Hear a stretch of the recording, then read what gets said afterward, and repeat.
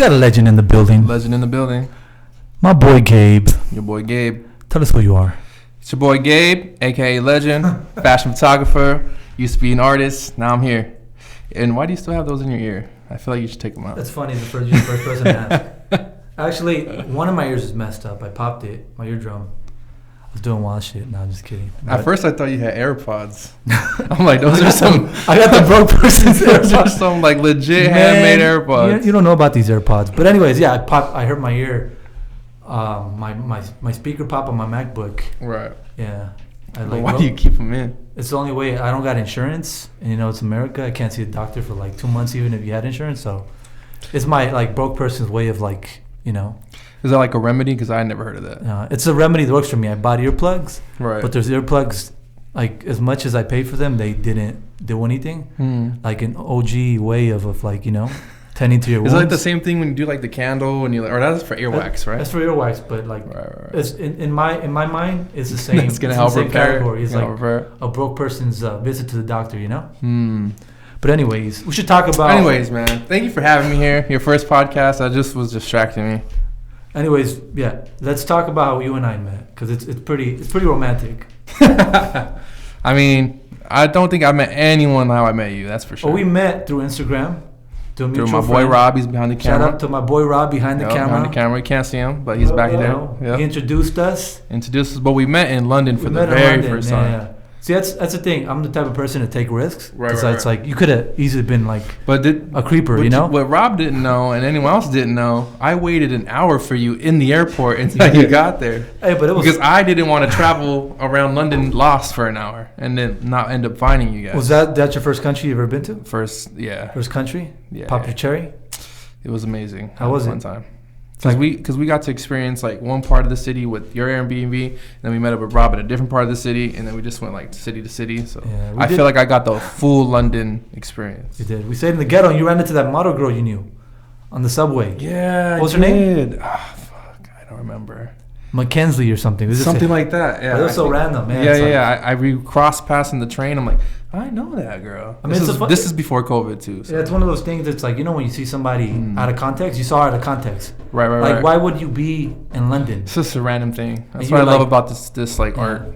I see so many people that I know now. When I was a kid and I would see people on commercials and TV, I thought they were fake people because I never saw them in real life ever. Now that I'm in this industry, the photographer, I see my friends on billboards, I see my friends in commercials, I see my friends in movies. It's crazy now.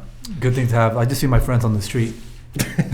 In corners. Drug addicts. All your old high school friends are drug addicts. I mean, I have a few of those. I have 2 old best friends now that are strung up. I mean, I respect their hustles. I'm not shaming anybody. Right. Make that dollar, It's just like OnlyFans. It's like OnlyFans. Everybody's got OnlyFans. Everyone's got podcasts. No offense to me. I want to start a podcast, but we'll see where that goes. I mean, it's the thing with podcasts or just in anything, I tried to start a podcast years ago with a friend of mine. And he's like, I can't start a podcast because my friend has a podcast. It's like, imagine if doctors had that same mentality, being exactly. I can't be a doctor because there's already doctors out there. I wouldn't be a photographer, or I wouldn't try music when I was younger. Exactly. So it's there's enough to go around. There's never enough. People consume content so quickly that right. You can never get enough. It's true. And yourself, me, myself, we have a certain demographic that people like-minded people that want to watch you, Right. Either talk about bullshit or talk about something interesting. Or a little both. A little bit of both. Yeah. Something in the middle. It's true. But yeah. But I wrote some notes just to be professional. Mm-hmm. So I wanted to talk about and ask you, how'd you get into photography? Tell us that. So a lot of people don't believe me, but I used to do music. That's why I'm Legend. That's why my Instagram is named Legend. Your rapper name was Legend? I am Legend. You rapped or you sang? I used to rap. I haven't rapped in years, but I can still when I really think shit down, I'll happen. But I used to smoke weed like crazy. I don't really smoke that more, but I remember I was getting high and I was filming filming a music video that my friend was recording on a Canon Rebel, whatever, back in the days when that was popular. And I was like, dude, how do I make music videos? I want to make my own music videos. And he's like, well, first of all, you got to get a camera. I'm like, you're right. So my next paycheck from whatever, I don't remember what job. I think I was a janitor at the time. That was one of my first jobs. I got my first my paycheck and I bought a Rebel T4i. And that's the camera I shot with for over 7 years. I just upgraded last month. I know. So I remember seeing you with that camera, and I'm like, I had the 3, so I had the starter camera, and I saw, I was like, damn, you're doing a lot with nothing. It's like, you see people on YouTube, like the amateur versus the professional. It's not about gear, it's about how you use it. But anyways, no one believes me when I say this, but I was smoking weed with my friends, obviously, because that's what I did. But I had an epiphany. You know what those are? Yeah, I know what just some fucking vision hit me in my head. I was with my friend, his name was Johnny, and another friend named Derek. We were smoking in my front yard, and I had this fucking just like, it just hit me and just went, it like fluttered like, and I was like, whoa, and I pushed them back like this, like whoa, and they thought I was just like tripping and thought I was just high. Yeah. I said, I just saw epiphany, and they're like, what happened? I was like, I picked up my camera. I learned, because when I bought my camera, it was sitting there for a year. Yeah. I didn't use it. I didn't touch it. Just kind of like, how you had your stuff. I didn't touch it, and then like I was like, I had a vision of me picking it up, learning how to use it, start shooting and like start working with models, and then like taking over the fucking game. And then that vision 7 years ago led to where I'm at now. And now I'm like shooting constantly. Now I work as a photographer for Forever 21, just like shooting content, shooting this, and like shooting stuff for my own personal gain. And like I'm just trying to grind each step. Like each step's this is just a baby step to me. This is like, I'm trying to go higher than this. Yeah. I mean, I know you always talk about some of the struggles of being an artist. You talk about how no one ever wants to pay. Right. I mean, you're a photographer. It's like one of those things that no one thinks about paying for, especially if they know you. Because I low-key asked you to take some pictures. Right. I mean, what was your response?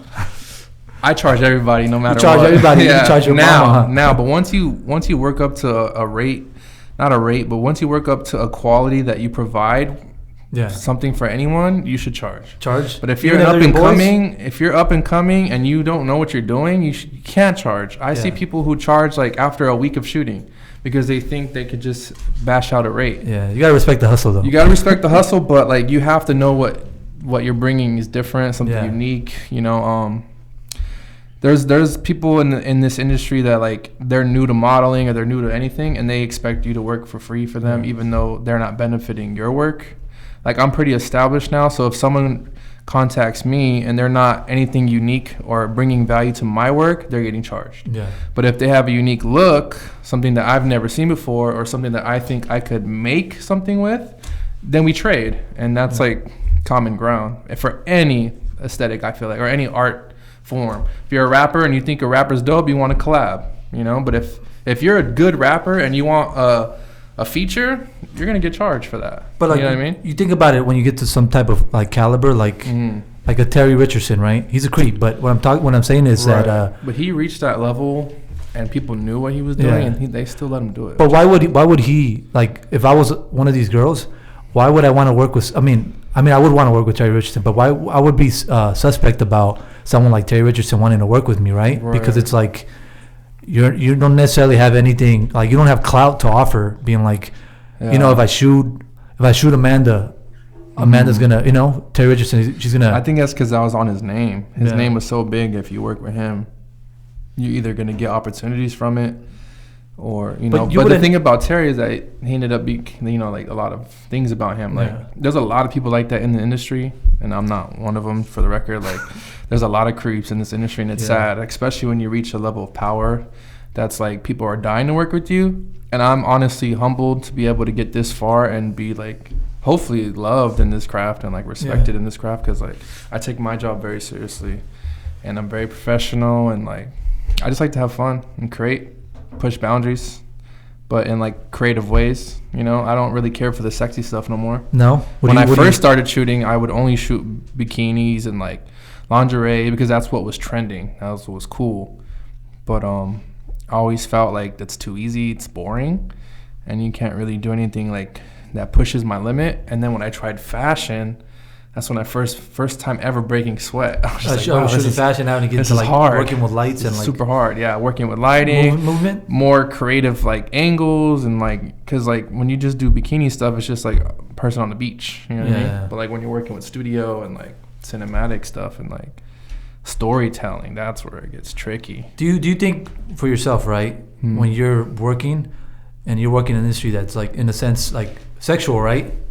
It's sexualized. So you have to, in a way, you're a man, and you might have like desires when you're shooting this like attractive girl. So it's like, how do you, is there any ever sense of like, you find yourself being like, damn, I have to like check myself because I don't want to be unprofessional with someone that you might be attracted to? I think people forget that photographers are humans regardless. Like, of course I'm going to have a crush on somebody. Of course I'm going to feel something for somebody. But when it comes to business, it's all professional, for me at least. Yeah. I don't even like really try to flirt with nobody, but I'm a like natural flirt. So like my personality might come off that way, but that's like not my intention.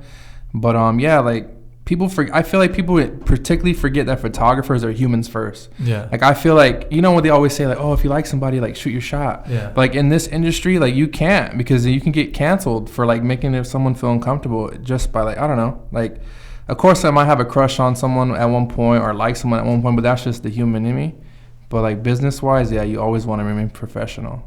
Yeah. And like half of the models I work with, they're either like married already or have boyfriends, and I respect all that boundary. So like, there's really no point. In some sense, you get in the industry but for if like the perks of that, right? Of like potentially, coming across someone that's attractive. You're like not that it's something that you do, but like in the back of your mind, we're all like, hoping we interact with people that you might find attractive or, That's not why I got into it, but. But in some sense, everybody has the perks. It's like, people say you abuse that power. It's like, in some sense, you get into certain industries for, I mean, not everyone does, but like there's certain people that like get in that industry to the sense of having power. All my friends that don't understand this industry, they all think like, oh, you ever date any of the girls you've worked with? And you ever do this? Like, dude, like, no, like we literally work, create, part ways. Yeah. And sometimes we become friends. Like, I have really good friends, but yeah, it's just business. Like, Have you ever had anyone solicit? If they hit on you, it's different. Yeah. But I never like try to hit on my model or make them feel uncomfortable. But how do you deal with situations like that when they're the ones being not unprofessional, but like offering you, offering you a service for your service? I've never had that. I've never had that? No. And I think that would that's unprofessional. Unprofessional? Yeah, I wouldn't take any chances with that. Because I think you mentioned like you have people always hitting you up being like... Work for free. But work for free. Like they think that they bring something to value of my work. But usually it's not the case. I think I've also asked you this before, but let me ask you again just for this. It's like, what's the whole point? I mean, friends, right? You have a model that's a friend and you shoot her constantly. What's the benefit of that? Why don't you, at some point, like you said... Your friends that are not models, you're going to charge them, right? Mm-hmm. So why wouldn't you charge this model? Because it's like your portfolio, you already have her in your portfolio. So like, what's the benefit of shooting her again?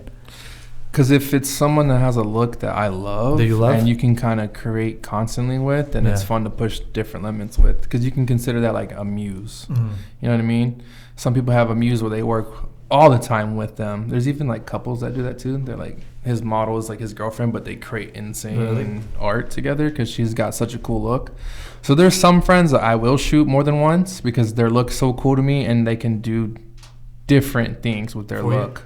Like one day it could be like this more like cool style, and next day it could be more creative and funky, and their look can pull all that off. Yeah. So they're what is that? I can't even think of the word. I don't know. I can't think of the word right now. But like, I feel you. Yeah, so they can just do different styles with their face or their hair. They can change their hair and look crazy different. Yeah. So there's a few girls I've done that with, but then after like the third, fourth time, I'm like, okay, you're like, I'm let me shoot with someone else because getting too used to your look. Yeah. But that's just me. I like to create with different as much as possible. Yeah. But it's hard to find what I like nowadays because I feel like everyone that I like is either in Europe or Germany or New York, and it's hard out here in LA. I mean, it's a reason to travel, right? Exactly. Why not? You can't right now. Why not? You can't. But even in London, when I had like 3 shoots planned in London, they all canceled except that one guy. Remember that? Yeah. And he was cool though. He had a really cool look. Yeah. But now that I look back at those photos, I wish I did something different with him because I was just shooting him on like blank walls, and I had all of London. But it was super rushed. But at the same time, you don't want to be one of those people, right? Being basic, being like, let me shoot the damn, Right. Let me shoot next to this iconic, either Big Ben or London Bridge. You don't want to do something too common. Yeah. It's like, for you, for example, I see you shoot certain things that are like basic, but you don't make it like a blank wall, but you don't make it look basic. So it's like, I mean, that's a true artist, right? Being able to turn something that's nothing into something. I try to. I feel like we're all our biggest critic. I hate my work. I don't hate it, but I look at it, I'm like, I mean, I hate everything I do. I just don't even release it. Like I want to create something that actually makes me feel something for once. Yeah. Where I'm just like, wow, this is it. Inspires but you. I'm still trying to learn like what that is. Yeah. That's the thing about this stuff. You just try things all the time, or you learn things all the time, or you might not even love it all the time. You know what I mean? But I feel like if I didn't dislike my work, then that like I'm stuck. Like you should always be your biggest critic. You should never feel like you're the best. Yeah. You know what I But mean? at the same time, I get that, but at some sense you have to, be easy on yourself, because like we are our biggest critics. Mm-hmm. But at some point you can like kind of cripple yourself by being like, being overly be critical of your own work, or something you might being perfect.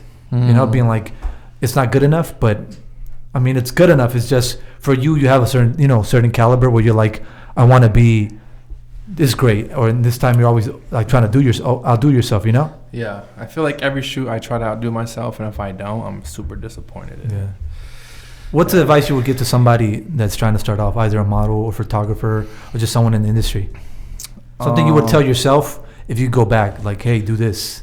This would like up your career or like speed up the process of you, getting paid. Definitely, I don't think anything can speed up the process. It's definitely a grind.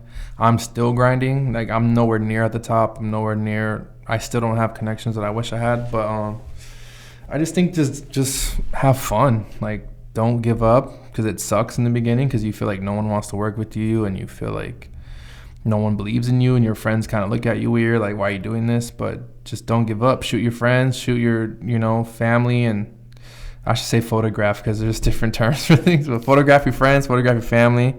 I used to go to these things called meets, like they're called meetups in LA, and people would just meet. I don't think they do that anymore. It's like speed dating for artists? Not speed dating, but like a whole bunch of artists would meet up in downtown LA, like it's aspiring models or aspiring photographers or videographers. There'd be like 50 of us, and we would all just basically collab. Like people would just photograph the models that were there, and photographers, everyone would just talk to everyone.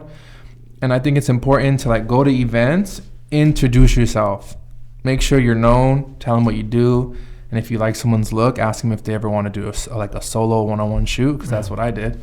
I literally went to all these events by myself. I didn't care if I had friends supporting me or nothing. I went by myself, introduced myself to everybody, super respectful, make sure everyone knew who I was.